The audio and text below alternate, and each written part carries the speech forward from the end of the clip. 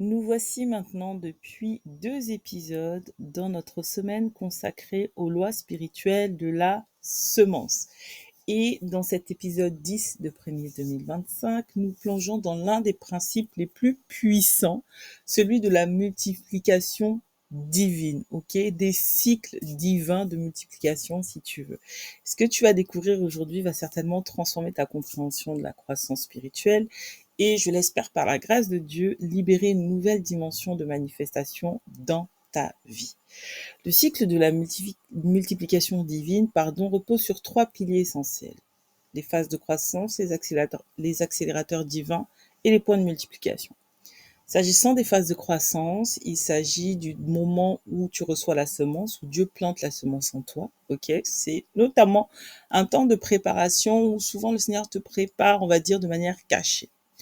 Ensuite, vient le moment où les premières pousses émergent. Donc, ce sont les moments de première manifestation. Ensuite vient le temps où la plante grandit, n'est-ce pas? C'est un développement qui est visible.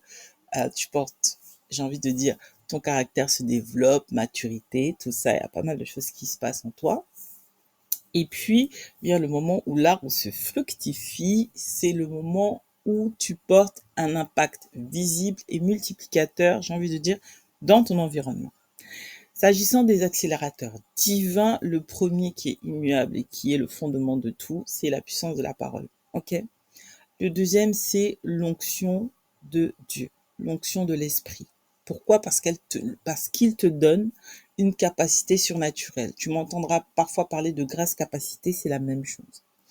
Et ensuite, une chose importante, c'est ce que j'appelle ton système de support. Ça peut être des alliances stratégiques ou j'ai envie de te dire plutôt un environnement stratégique qui te permet, une fois que tu es bien ancré dedans, de pouvoir accélérer la multiplication, la manifestation.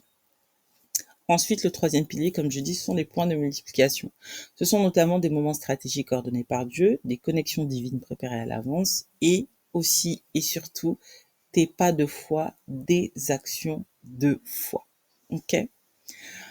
Pour illustrer un peu mon propos, j'aimerais que l'on plonge dans l'histoire de Joseph parce que, à mon sens, c'est l'un des plus puissants témoignages ou exemples du cycle divin de multiplication dans la Bible. Joseph, c'est donc le fils préféré de Jacob. Il reçoit très jeune des songes prophétiques, j'ai envie de dire extraordinaires. Ok, c'est vraiment comme ça que Dieu donne sa semence à Jacob. Des songes prophétiques extraordinaires. Et ces visions divines lui montrent sa famille se prosternant devant lui. C'est une prophétie de son futur rôle de leader. Mais avant que cette promesse ne se réalise, Joseph doit traverser un cycle complet de transformation. À 17 ans, sa vie bascule drastiquement. Ce qui va se passer, c'est que ses frères, dévorés par la jalousie, le vendent comme esclave. Joseph se retrouve en Égypte, arraché à tout ce qu'il connaît. C'est la phase de la semence, le temps où tout semble perdu. Mais même dans ces circonstances, Joseph maintient son intégrité. Comme une semence enfouie dans l'obscurité, il continue de croître de manière invisible. Dans la maison de Potiphar, nous voyons les premières pousses émerger. Joseph excelle dans son service, démontrant une capacité exceptionnelle d'administration. La faveur divine est sur lui et tout ce qu'il touche prospère.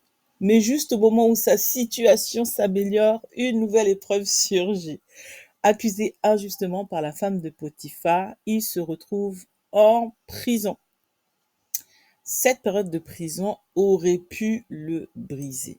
Mais en fait, elle devient en réalité un temps de préparation divine. Dans l'obscurité de la cellule, Joseph continue de servir avec excellence. Il interprète les songes de ses codétenus, manifestant un don prophétique qui sera crucial pour son futur. C'est la phase de croissance cachée où son caractère est forgé dans l'adversité. Après 13 années d'épreuve, le moment arrive. Pharaon fait un songe que personne ne peut interpréter. Joseph est soudainement appelé de la prison au palais. Rappelez-vous qu'il avait été oublié et il est rappelé soudainement de la prison au palais. En quelques heures, il passe de prisonnier à Premier ministre en Égypte. C'est la phase d'émergence, j'ai envie de dire, spectaculaire. Mais ce n'est pas encore la fin du cycle. Joseph utilise sa position pour implanter un plan de gestion visionnaire. Pendant 7 années d'abondance, il accumule des réserves qui sauveront non seulement l'Égypte, mais toutes les nations environnantes pendant la famine. Et ça, c'est la phase de multiplication, j'ai envie de dire, explosive. L'impact de Joseph devient transgénérationnel. Il sauve sa famille, réconcilie ses frères et établit Israël en Égypte où ils deviendront une grande nation. À travers son histoire, nous voyons comment chaque phase, même les plus douloureuses, était nécessaire pour créer une multiplication extraordinaire. Les principes clés que nous pouvons tirer de son histoire sont 1. La préparation divine. Chaque épreuve forge le caractère. L'excellence dans les petites choses prépare aux grandes responsabilités. Et la fidélité dans l'adversité attire la faveur divine. Ensuite, deuxième leçon, le timing parfait. Dieu orchestre les connexions divines, il active les dons au moment stratégique et bien sûr, la promotion vient après la préparation. Troisième leçon, l'impact multiplicateur. La bénédiction personnelle devient collective. L'influence de Joseph s'étend même au-delà des frontières et laisse ainsi un héritage qui impacte les générations. Cette histoire nous montre bien comment le cycle de multiplication de Dieu n'est pas toujours linéaire, mais toujours fidèle. Chaque phase, même celle qui semble être en recul, contribue à une plus grande manifestation. Maintenant, activons ce cycle ensemble. Dans ton journal prémisse 2025, identifie premièrement ta phase actuelle. Fais un bilan net de ta position, liste les signes confirmant dans quelle phase tu te trouves, note les prochaines étapes à franchir. Ensuite, active tes accélérateurs. Choisis au moins un accélérateur principal pour ta saison. Moi, j'aime à dire que si tu peux avoir tout le système autour de toi, c'est le mieux. Mais choisis au moins un, que ce soit la parole, l'onction de l'esprit ou la connexion stratégique avec ton système de support. Fais-le. Ensuite, planifie tes pas de foi ou tes actions de foi ou tes actions audacieuses, dis-le comme tu veux. Mais premièrement, identifie une direction divine récente, celle que tu as reçue par exemple pour le mois de janvier. Okay.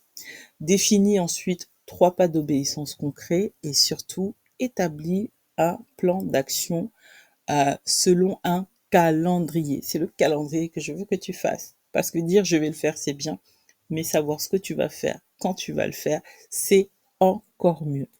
Et puis bien sûr, n'oublie pas de passer par l'étape de la déclaration. Écris une déclaration prophétique, identifie tes points de multiplication et programme tes actions stratégiques.